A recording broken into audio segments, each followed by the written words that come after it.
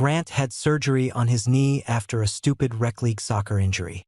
Torn ligament, weeks of recovery, no driving, no stairs. When he asked if I could stay with him for a few days, I didn't hesitate. We'd been friends for years, gym buddies, late-night taco runs, mutual bitching about work. I'm Wesley, by the way, 31, single, and very good at pretending I don't fall for men who smile the way Grant does. The plan was simple. I crash on his couch, help him get around, keep him fed, make sure he didn't do anything dumb while hopped up on prescriptions.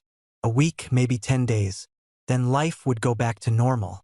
But from the first night home from the hospital, normal disappeared. Grant was quieter than usual, drained in a way I'd never seen. The guy who usually filled rooms with sarcasm and confidence suddenly needed help standing, needed reminders to take meds, needed someone to sit with him because the pain spiked when everything went quiet. I told myself that's what friends do. You show up. You don't overthink it. You don't have to hover, he said on the second night, a crooked smile on his face as I handed him a glass of water. I know, I replied. I want to. That should have been my warning. By day 4, the couch felt like a formality. Grant was exhausted, frustrated, hurting, and I was already spending half the night in his room anyway, helping him reposition, grabbing ice packs, talking him through the worst waves of pain. At some point, I stopped leaving after he fell asleep.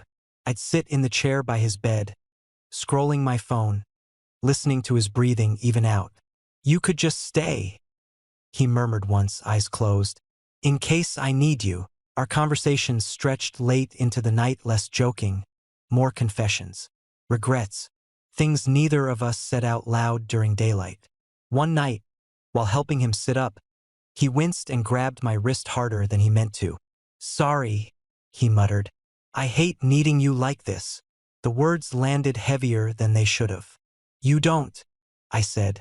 I'm here because I want to be. The pain meds made him honest. Or maybe they just stripped away the excuses. Wes, he said quietly. What happens when I don't need help anymore? I didn't have an answer. I still don't. All I knew was that the distance between us had vanished, and neither of us seemed eager to put it back.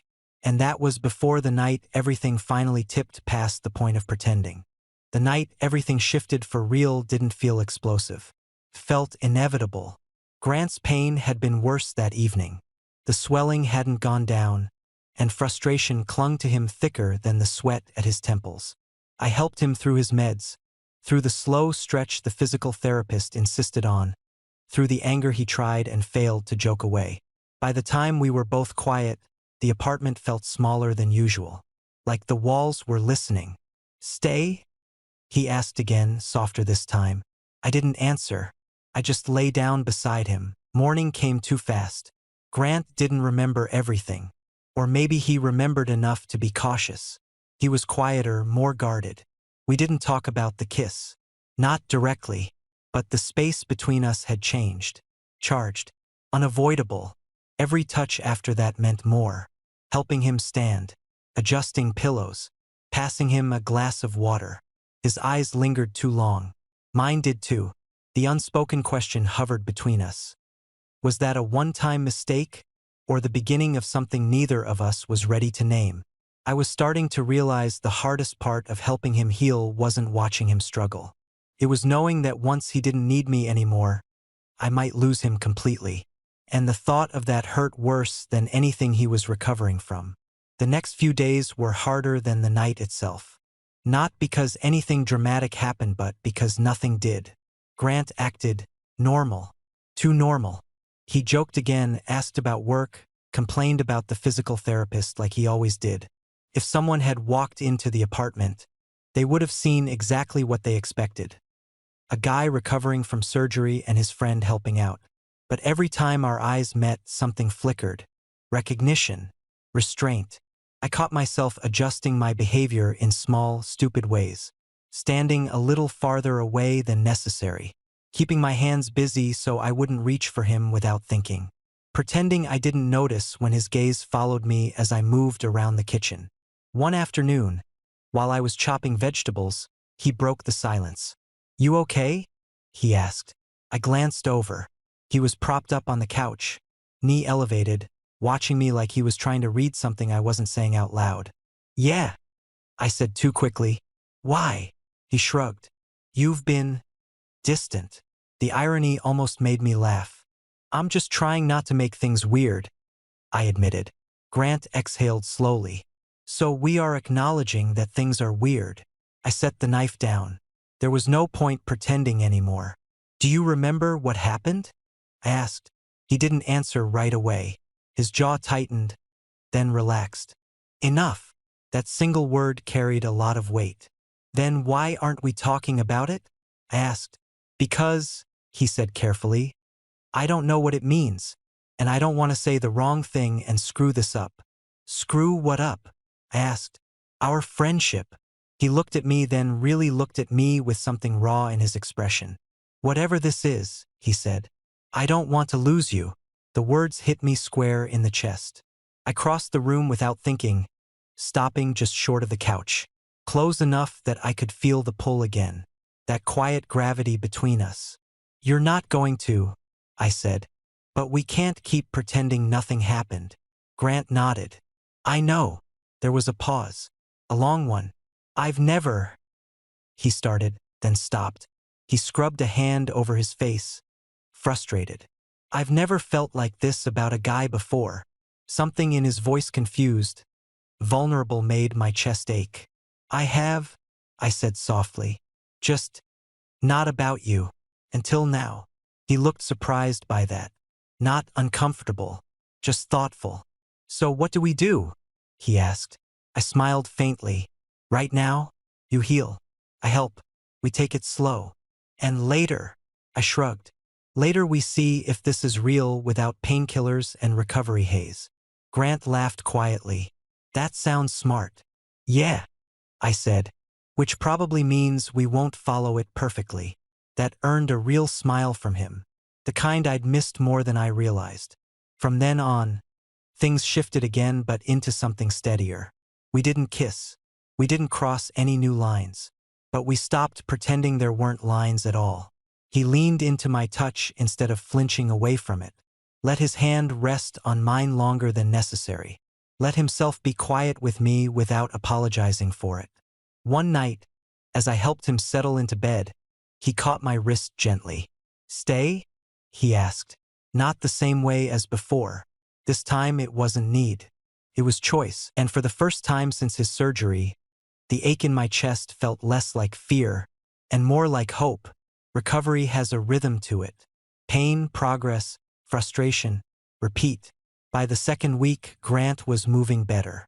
Not fast, not confidently, but better. He could get to the bathroom without me hovering in the doorway. He could stand long enough to make his own coffee, even if it wiped him out after. Every small improvement felt like a win and a quiet loss at the same time. Because the more he healed, the less he needed me. I hated myself for thinking that. I started finding excuses to stick around. Extra grocery runs, overcomplicated meals, cleaning things that didn't need cleaning. Grant noticed, of course. He always noticed more than he let on. You don't have to stay tonight, he said one afternoon, casual but watchful. I'm good. I nodded. I know. I still didn't leave. We were sitting on the bed, backs against the headboard. The TV was on, muted, forgotten. Grant stared at his knee, flexing it slowly like he was testing not just the joint, but himself.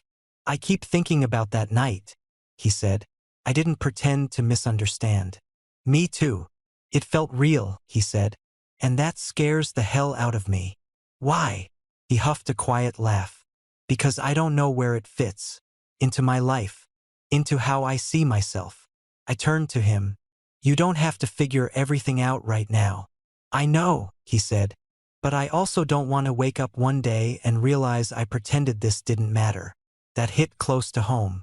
I shifted, facing him fully. Then don't pretend. Grant met my eyes. The vulnerability there was almost unbearable. I like you, he said. Simple. Honest. No qualifiers. My chest tightened. I like you too.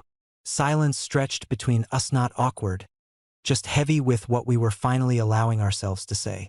He reached for my hand. Slow, deliberate. Not testing. Choosing. I'm not ready for everything, he said. But I don't want to go back to pretending we're just friends either. I squeezed his fingers. We don't have to label it. We can just be us. Whatever pace works. Grant nodded, relief softening his features. Thank you. From then on, things grew quietly. Morning coffee together. His head resting against my shoulder during movies. Small, steady moments that added up to something that felt real in a way I hadn't expected. But healing has a cruel sense of timing. The day Grant drove himself for the first time, he came back grinning, keys dangling from his fingers like a trophy. I'm officially independent again, he announced. I smiled. You don't have to stay anymore, he said softly. Not pushing me away, just acknowledging reality. I swallowed. Do you want me to go? He shook his head. No. I just want to know you're here because you want to be, not because you feel obligated. I turned toward him. I'm here because I want to be. He smiled, slow and sincere. The strange thing was how normal everything started to feel. Not easy, just normal in that quiet, lived-in way. Like we'd slipped into a routine neither of us had planned. But both of us were careful not to disrupt. Grant started physical therapy twice a week. I drove him at first, then rode along even after he insisted he could handle it himself. I told him I liked the company. That wasn't a lie. The lie would have been pretending I wasn't afraid of what came next. Because the more his life expanded again, the more I wondered where I fit in it. One evening after PT, he was quiet in the passenger seat, jaw clenched the way it got when he was thinking too hard. You okay? I asked. Yeah, he said, then sighed. No, I don't know. I waited. I'd learned by then that pushing never helped. They asked about goals, he finally said. Long-term, getting back on the field, trips I put off, stuff I paused because of the surgery. And, I prompted, and I realized, he said slowly, that everything I pictured, you were there. My chest tightened. I don't know what that means, he continued quickly, or what to do with it. I just noticed. We pulled into his driveway and sat there with the engine running, the air thick with unsaid things. It means you're being honest with yourself, I said. That's not a bad thing. He nodded, staring out the windshield. It's just, I don't want this to be a recovery thing. I don't want to look back and wonder if I only felt this way because I was vulnerable. I turned to him. Do you feel vulnerable right now? He met my eyes. Thought about it. No. Then that's your answer. He smiled at that. Small. Real. Later that night, lying in bed, he rolled onto his side and propped himself up on one elbow. Can I ask you something? He said. Always. Why didn't you make a move before all this? He asked. No accusation. Just curiosity. I laughed quietly. Because you were straight. And because I didn't want to ruin what we had. And now I still don't want to ruin it, I said. But I think pretending nothing's happening would do that faster. Grant nodded. Yeah. Weeks later, I finally moved my things out of the living room. Not because he asked, because it made sense. Because staying over had quietly turned into being there. My toothbrush joined his. My clothes took up a drawer. Then another. One night, as we were brushing our teeth side by side, Grant caught my eye in the mirror and smiled. What? I asked. This, he said. Us. Feels good. Solid. I rinsed my mouth, leaned against the counter. It does. He set his toothbrush down and turned toward me fully. I don't know what label fits yet, he said. But I know I don't want to do this without you. I stepped closer, resting my forehead against his. Same. The pain had faded by then. The meds were long gone. The excuses too. What remained was choice. The first time we were seen together as something, it wasn't planned.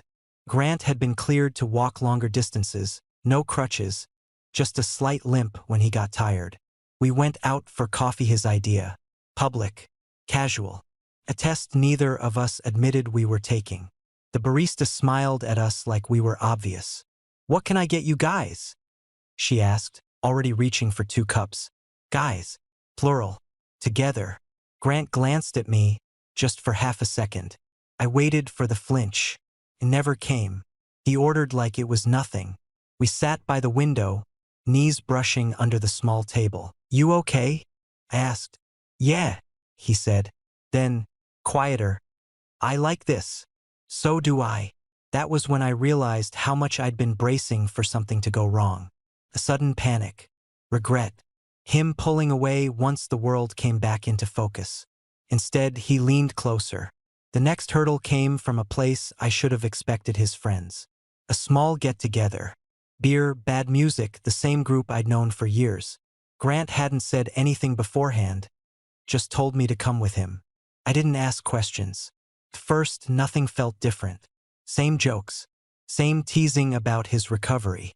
Then someone made a comment about dating apps, and the room shifted. Grant didn't look at me right away. He took a breath. "I'm seeing someone," he said. A pause. "Yeah." One of the guys asked, "Anyone we know?" Grant turned then, looked at me, not to ask permission, just to anchor himself. "Yeah," he said. "Wes." The room went quiet for a beat too long. I felt a dozen instincts fire at once. Defend. Retreat. Laugh it off. I did none of them. I just met his gaze and stayed still. Then someone snorted. "About damn time." Another guy laughed. Honestly, that makes so much sense. The tension broke like it had never been real. Later, out on the balcony, Grant exhaled hard, leaning on the railing.